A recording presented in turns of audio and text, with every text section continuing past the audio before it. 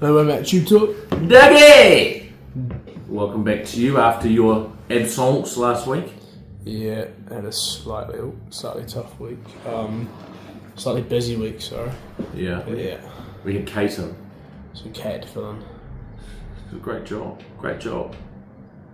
We might get you, so from Kate, for a Christmas special. Oh, it sounds amazing.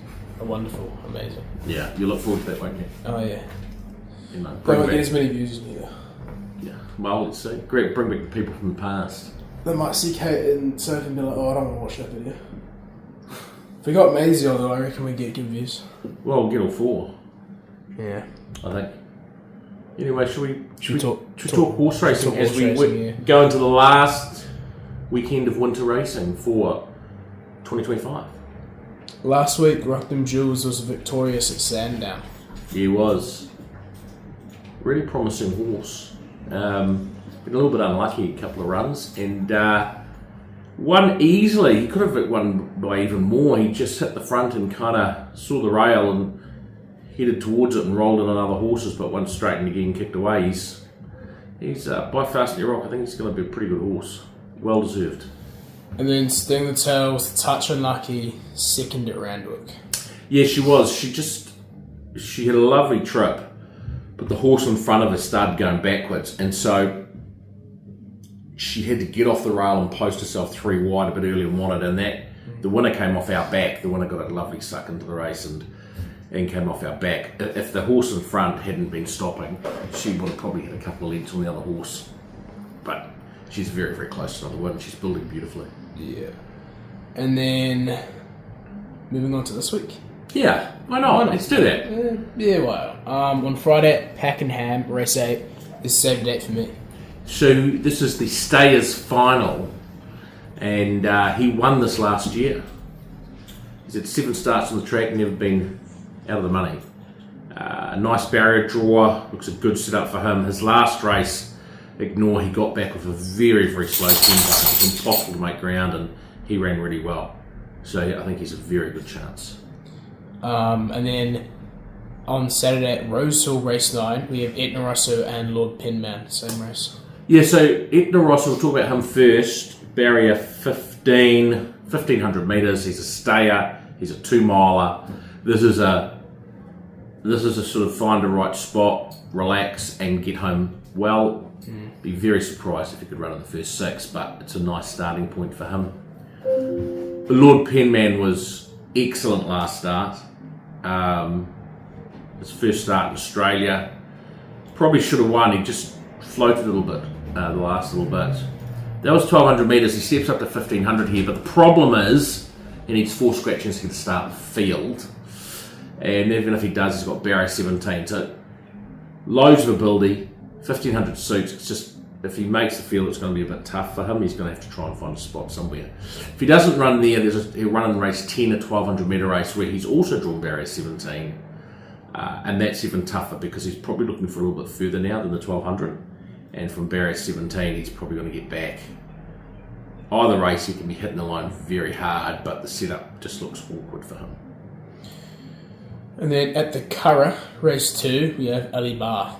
She's in race 2 and race 3. She's nominated for both group 3s, but race 2 is probably the most likely. It's she's had 1 start for a win. It's a group 3 fillies mile. Fields aren't out yet. 12 noms, so it might end up being an 8-horse field. The other group 3 is over 6 furlongs. It's for colts, geldings and fillies. It's got a big field, so I think that's probably unlikely. And there's also a nomination for her on Sunday. And then what I should say is very talented. Will continue to get better the more she races. Is certainly capable of running the top 3 in a group race her second start. At Chelmsford, race 2 is Eleanor Shelby. Again, she's in 2 races. She's also at Beverley, but I think she'll run at Chelmsford in race 2. The setup's a little bit better there, small field. I would say she'll start close to favourite. Probably should have won last start. she kind of hit the front and just didn't know what to do and sort of floated around a bit, green, and then came hard again. So I expect her to be very hard to beat in this race. I think she will probably start close to favourite. Then on Sunday at Seymour, race 4 is Savvy Knights. Been waiting to step him up to 2,000 metres just to get him fit. He steps up to 2,000 metres now. We would love to draw him well and be able to posse him up handy. He's drawn barrier 10, makes it a bit awkward. Nice maiden with 55,000 Australian dollars. I would say we'll be looking to roll forward from out wide and try and get him somewhere, on the pace. He's been crying out for ground. So if we can get him up and over and across without doing too much work, I think he can improve quickly on his form. And then bet of the week, which is at Rosehill. I'm still drum rolling. Which is at Rosehill on Saturday, race 8, Devil Knight. Yes, Devil Knight, fresh up. Probably by the most elite sire in the world, Extreme Choice, who is an absolute freak. He's a phenomenon. He's sub-fertile. He leaves only a handful of foals a year, yet he leaves an enormous amount of Group and Group 1 horses.